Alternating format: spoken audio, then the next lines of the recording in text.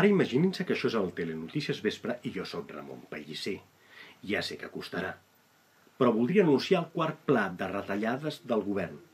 Ja sé també que fa just una setmana es va presentar el tercer.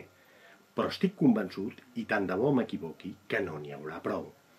Entre altres raons, perquè l'única mesura inèdita del pla de retallades, i la tinc aquí, és congelar les subvencions. Imaginin-se com està la Generalitat. La major part de les altres mesures, com la venda de patrimoni, són iniciatives que ja va posar en marxa el govern fa just uns mesos i que no se'n va sortir. Si no es ven cap pis a Catalunya, com volen vendre edificis sencers?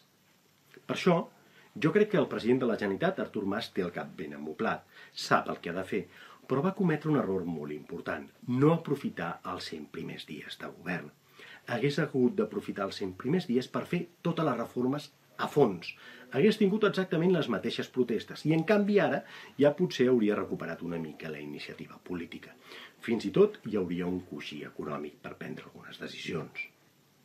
Mas hauria d'haver fet com Franklin Delano Roosevelt. Va posar en marxa el New Deal en els 100 primers dies de govern. Ja estaven encara molt pitjor que nosaltres. Xavier Rius, E-Notícies, Barcelona.